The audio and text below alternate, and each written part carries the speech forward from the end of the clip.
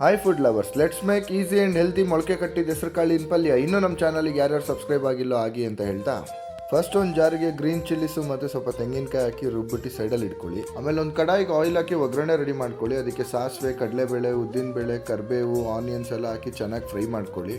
ಆಮೇಲೆ ನಾನಿಲ್ಲಿ ಹೆಸರು ಕಾಳನ್ನ ಓವರ್ ನೈಟ್ ನೆನೆಸಿ ಬೆಳಗ್ಗೆ ನೀರೆಲ್ಲ ತೆಗ್ದು ಒಂದು ದಿವಸ ಹಾಗೆ ಬೌಲಲ್ಲಿ ಹಾಕಿಬಿಟ್ಟಿರೋದು. ಮೊಳಕೆ ತುಂಬ ಚೆನ್ನಾಗಿ ಬರುತ್ತೆ. ಈ ಹಳೆ ಕಾಲದ ಥರ ಬಟ್ಟೆ ಕಟ್ಟೋದು ಅವೆಲ್ಲ ಏನೂ ಬೇಡ. ಆಮೇಲೆ ಸ್ವಲ್ಪ ಅರಿಶಿನ ಪುಡಿ ಮತ್ತು ಉಪ್ಪನ್ನ ಹಾಕಿ ಚೆನ್ನಾಗಿ ಫ್ರೈ ಮಾಡ್ಕೊಳ್ಳಿ. ಉಪ್ಪು ಸ್ವಲ್ಪ ಕಡಿಮೆನೇ ಹಾಕಿ, ಯಾಕೆಂದರೆ ಕಾಳು ಹಾಕಿದ್ಮೇಲೂ ನಾವು ಇನ್ನೊಂದು ಸತಿ ಉಪ್ಪನ್ನ ಆ್ಯಡ್ ಮಾಡಬೇಕಾಗತ್ತೆ. ಸೊ ಮೊಳಕೆ ಕಟ್ಟಿರೋ ಕಾಳನ್ನ ಹಾಕಿ ಚೆನ್ನಾಗಿ ಫ್ರೈ ಮಾಡ್ಕೊಳ್ಳಿ. ಇನ್ನೊಂದು ಸತಿ ನೋಡಿ ಮೊಳಕೆ ಎಷ್ಟು ಚೆನ್ನಾಗಿ ಬಂದಿದೆ. ಇನ್ನೊಂದು ಸ್ವಲ್ಪ ಉಪ್ಪು ಮತ್ತು ನೀರು ಆ್ಯಡ್ ಮಾಡಿ ಸ್ವಲ್ಪ ಹೊತ್ತು ಮುಚ್ಚಿಟ್ಬಿಡಿ. ಮೊಳಕೆ ಕಾಳು ಬಂದುಬಿಟ್ಟು rich in protein, high fibre content, ಹಾರ್ಟಿಗೆ ಒಳ್ಳೆಯದು, ಬ್ಲಡ್ ಶುಗರ್ ಲೆವೆಲ್ಸ್ ಕಂಟ್ರೋಲ್ ಮಾಡುತ್ತೆ. ಸೊ ಇದು ತಿನ್ನೋದ್ರಿಂದ ವಿಟಮಿನ್ ಸಿ, ಐರನ್ನು, ಪೊಟ್ಯಾಷಿಯಮ್ ಮತ್ತು ಮ್ಯಾಗ್ನೀಷಿಯಮ್ ಕಂಟೆಂಟ್ ಬಾಡಿಗೆ ಸಿಗುತ್ತೆ.